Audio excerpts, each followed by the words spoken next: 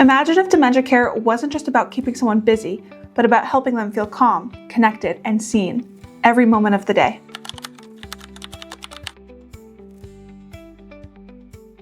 Hi, I'm your host, Alexandria, and today I'm going to sit down with Chelsea Sacher.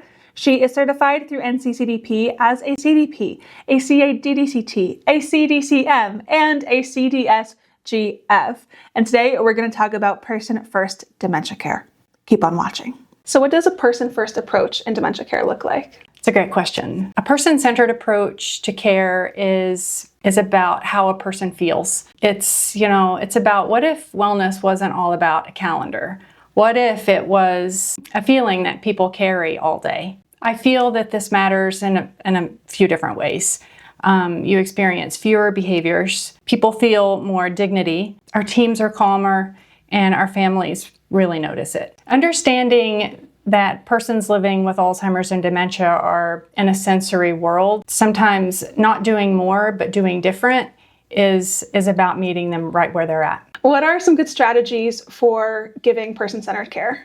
I actually like integrating the 7 dimensions of wellness into person-centered care. Using the 7 dimensions of wellness in a person's ADLs equals 7 small wins that day. So using one small cue in ADLs as a caregiver can give you great results. For example, let's say self-care. We all know it's very difficult for self-care when it comes to bathing, for example. I suggest adding music into that routine. Maybe you dance your way from the doorway to the shower. Maybe you use a warm towel and create a spa-like environment, one that is calming and soothing and really helps get you from point A to point B. That is using environmental wellness and emotional wellness.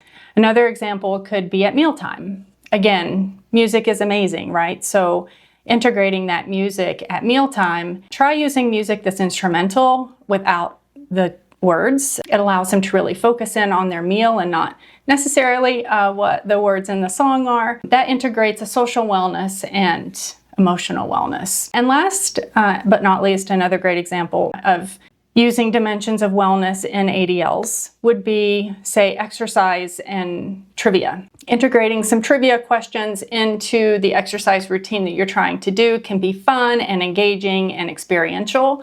And that integrates the physical wellness with the intellectual wellness.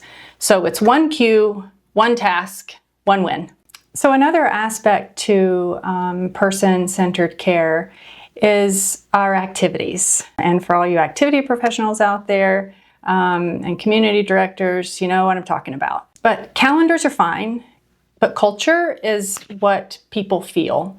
So really thinking about your calendars in that kind of way where it's about being experiential and having intention in your day, your activities will reflect that. Allowing people to have choice and autonomy over what it is they're doing is really important to help bring calmness and somewhat of structure into their day. It's not really about keeping them busy as much as it is staying engaged. So offering like a soup or a salad, or would you like a blue sweater or a green sweater today?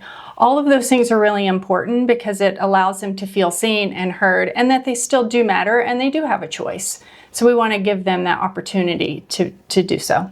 Through doing these YouTube videos and hearing about perspectives to dementia care that I never heard about. And I mean, like I mentioned to you, I don't know anything about this stuff and I'm learning it all from the people I'm having on. It is, I don't know the right word to explain what I'm thinking or feeling. It's inspiring, yeah. That's not exactly the right word. It's a little inspiring hearing people actually view people with dementia as individual people and taking these moments like you're mentioning. And I feel like it's so easy to be so rigid routine as a caretaker to just be like, okay, we're doing this now. I don't care. Not that I don't care, but I don't care how you feel about it. We needed to get this done now in this way.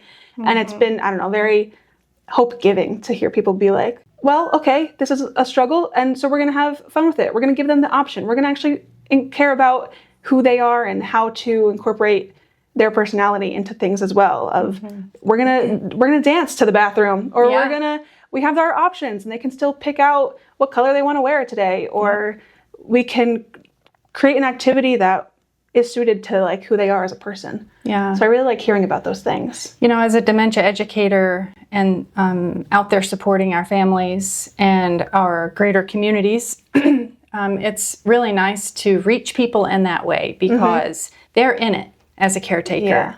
And I like to say, I wish you could see your loved one through my eyes, because I see them as strong and caring individuals, still someone who has a lot to offer in this world.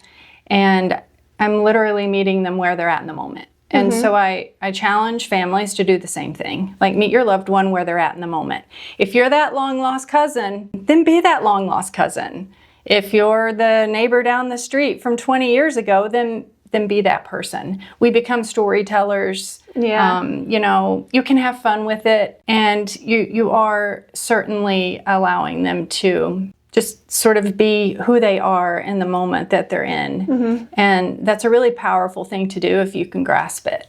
So I'd like to talk a little bit about how behavior equals communication. And it's important to understand that when there are behaviors, it's a clue, not necessarily a problem. And it's important that we see things that way so we can pause, identify what the need is, and offer one gentle intervention from there. So possibly they are in need of comfort, support, a connection, or they just need to be calmed. And so by identifying what those needs are, really allows you to change the environment. So are you able to change the sensory input? Are you able to slow things down? You know, simplify your instructions of what it is that you're asking them to do. Or can you have them simply mirror your actions? Doing all of these things can create this sense of calmness and help, as I like to say, keep people in the green. It's much easier to get from point A to point B when they're in the green zone versus when they're in the yellow or the red zone. One example could be at mealtime, for example. We use colored plates. Red plates can help increase someone's appetite. So that science behind color is a lot of fun. But play their favorite song. So you're serving their food on red plates. You're playing their favorite song, all instrumental, and giving them choice. Would you like a soup or a salad? It really can help transform the day and make the experience for the caretaker much easier. So when it comes to programming for persons living with Alzheimer's and dementia, it's good to try not to overprogram, not to fill their day packed with things to do, because they also need some downtime. Being busy does not mean well-being per se, but one thing you could try is to add one cue to one task in your day and see how that can shift the person's mood and overall make the environment much better.